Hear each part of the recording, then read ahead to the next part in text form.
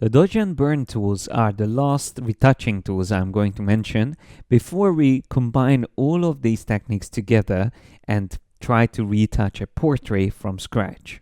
These tools you can find here in the toolbar, so they are combined together, and I went ahead and changed the keyboard shortcut for the dodge tool so I can switch between the two easily. I, by default, is set for the eyedropper, but because I just use the Alt key whenever I have the brush tool selected if I want to pick a color, I thought the eye can be better used for the dodge tool.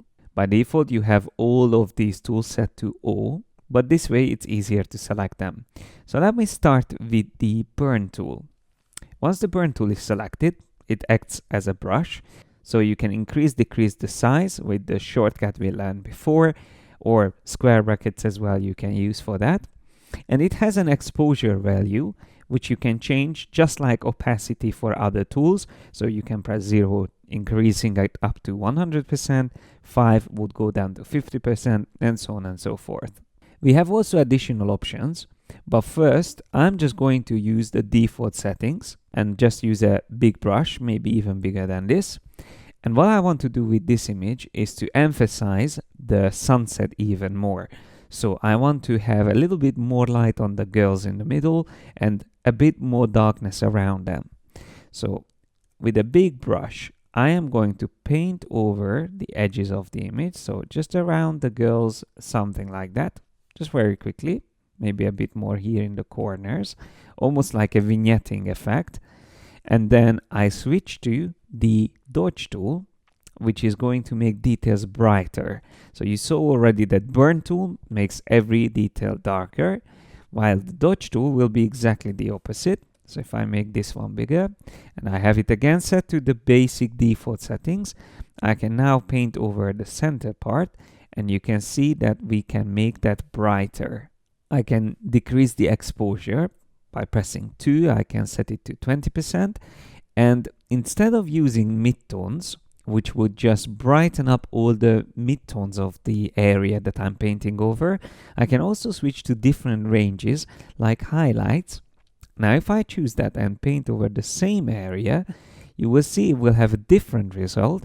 It will emphasize the brightest details, which are the backlit details, like the hair. So the light that's coming through the hair, which is a very nice detail, and that's probably the most important one to emphasize. So if I go back one step, that was before, and this is after.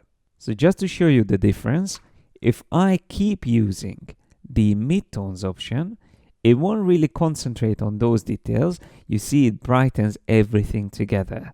So instead of that, at this stage, I'm using the highlights to further emphasize only the brightest details. And that really gets us that perfect contrast between the background and the foreground, and really focuses on the two girls in the middle. So to see how the original image looked like, I can go to the history panel and then click on the original image. So that was before, and this is after. Once again, before and after. Quite a big difference, as you can see. But we still haven't made the most of these tools, so let me switch to another very common technique when we use the dodge and burn on faces, so portraits. Now, this is actually similar to a technique what we call contouring, so you could consider it almost as a virtual makeup. Just to make it easier to see the difference, I am going to duplicate my layer. Unfortunately, dodge and burn doesn't have an option to sample all layers, so they have to be used on a separate duplicate layer, or in the next example I will show you another even better way of using them non-destructively. But for now I'm going to press Command or Control J, which creates the duplicate layer, and then on this layer I can do my contouring, so I can even call this layer contouring. Now contouring is usually called where you apply darker details, but let me show you a reference image where you can see exactly what I'm talking about. So that's where we have contouring normally, and that's the highlights. This is a typical makeup where the brighter details emphasizing the cheeks, nose, forehead, and this part just underneath the eyebrows, and of course also the chin and the jawline. But here is another frontal example. Of course, this technique needs to be symmetrical, And here you can see that apart from the highlights and shadows, or burning and dodging, this reference also shows that we should apply a bit of blush around these areas, so on the cheeks. And that's something also we can do in Photoshop, but with another tool. So seeing these two references, I can switch back to Photoshop and I can start applying dodge and burn. Let's start with burn, which is our contouring. So I'm going to start here on the nose with 50% set to midtones, and I paint over this detail. Now already you might feel like it's getting too dark. She looks like as if we burnt completely her nose. Now to avoid this, we have an option called Protect Tones. This is especially useful when you're working on skin. So I'm just going to undo these last two steps, and I'm going to use the Protect Tones option, and with that I paint over the skin. Now it's slightly better, but still too strong. So I can decide whether I want to affect the midtones, shadows, or highlights. We can try with the same values, still using the Protect Tones and 50% exposure, but now I'm using it on shadows. That might work better, a little bit more realistic. Again, obviously too much. I just wanted to see how it looks. And then I'm going to switch to highlights. Now, of course, that completely ruins the skin tones. So I think the best is still the shadows or the midtones, but with a lower exposure for sure. So I'm going to reduce it down to 20%. I think that's even more realistic. Yeah, something like that. Now we can contour this part here. So I'm adding a darker detail there. And don't worry if you overdo some details, because you can always reduce the opacity in this example because you have a separate layer for the contouring. Another one we have to do is here around a line, something like that. So far, this is what we achieved. So this was before and this is after. Now comes the highlight. So I'm going to switch to the Dodge tool. Once again, I turn on Protect Tones and I'm going to switch to midtones. Keeping it on 20% and using the pen pressure, I'm going to first paint over this detail here, then on the cheeks, on the other side as well, although maybe not as intense. So I'm just going to make my brush a bit smaller. Then also on the nose, we need highlight. On the forehead, we need highlight. Here on the jawline, we need the highlight, the chin, and just below the nose as well, we need a bit of highlight. Now, normally in makeup, what happens after this point is that these shades get smudged together to create a perfect blend. And unfortunately, using a duplicate layer, that's something we can't really do. Because if we start smudging details together, it actually makes the image looks blurry. So all we can do is reduce the opacity of the layer if we feel like it's a bit too intense.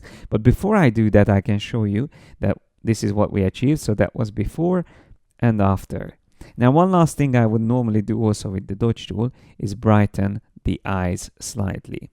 So that's just adds an additional glow, and you can even do it on the lips if you want to emphasize them. So that was before and after. So if you feel like it's too intense, you can then reduce the opacity up to the point where you feel like it still looks realistic. So that was before and after, a slightly more subtle version. But now that we know the technique, we can also experiment switching between the range option, like using the Dodge tool with highlights. I can go over some details a little bit even more, add some more highlights here, and also maybe on the nose, maybe even the eyes can get a little bit extra glow. Tip of the nose probably would get the most. So I'm going to just paint over that part slightly more, and the cheek on the other side, the forehead. So you can see you can go into and add some even more bright details, which makes the face more shiny. So we can see once again before and after. So let's see a last example using the same technique, but completely non-destructively. And the way this works is that you have to create first a separate layer. Now before we do that, just look at my layers panel and you can see that this image is already a smart object because I use the camera raw filter to improve the details, the exposure of the image. So I wouldn't even be able to use dodge and burn on this layer even if I wanted to. I would have to first go into the smart object, apply the dodge and burn on the source, then save it and come back to see it all together with the filter. But that's just too long. So it's faster if I create an additional layer, an empty layer. I'm going to call that contouring. And then I'm going to fill this layer. You can either go to Edit Fill or Shift Backspace and choose 50% gray. Once I click OK, it's completely filled with gray.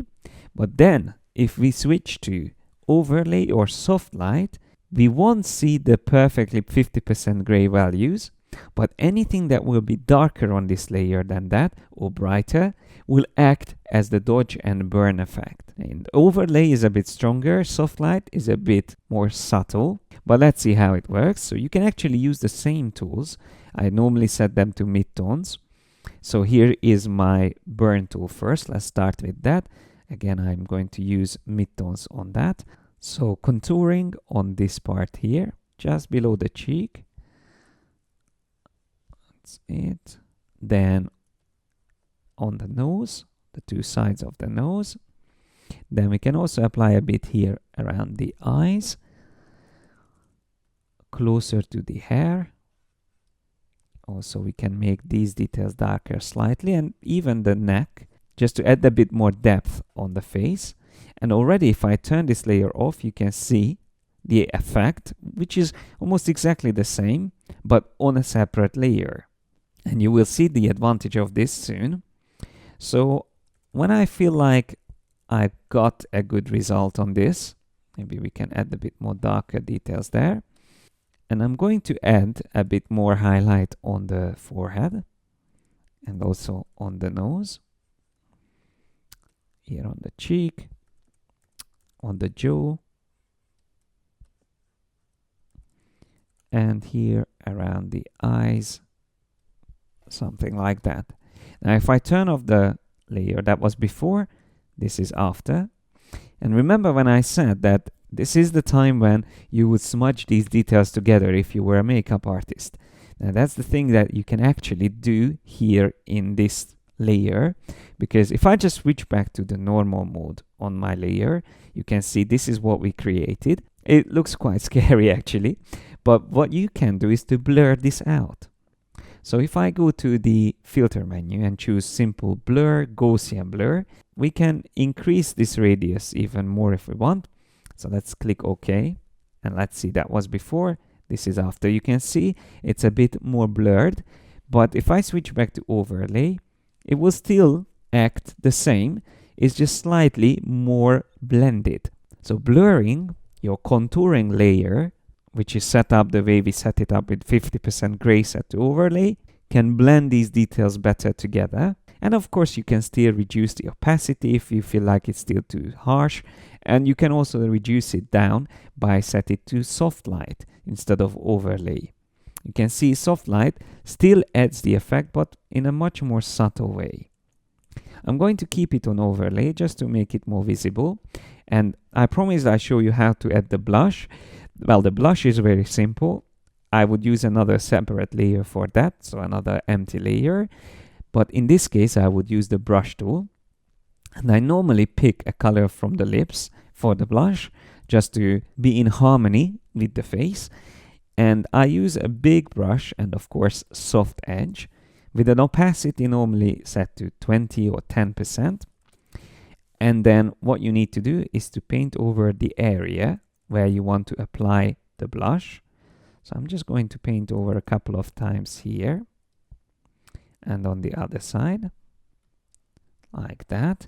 And we can change the blend mode of this layer to color, or also soft light or overlay works for this. More commonly, I would use overlay. So let's see, that's before and that's after. Just a nice, natural, healthy blush on the cheeks. So if we want to see before and after, that was before contouring and adding the blush, and this is after applying our virtual makeup. One last thing I would do once again on my contouring layer is to brighten up the eyes a bit, because they were just a little bit too dark for my liking. So once again, let's see before and after. That was before, and this is after. And the good news is that now we are ready with all our retouching techniques to do a complete portrait retouching example in the next video, where I'm going to combine all these tools together and change the look on a portrait completely.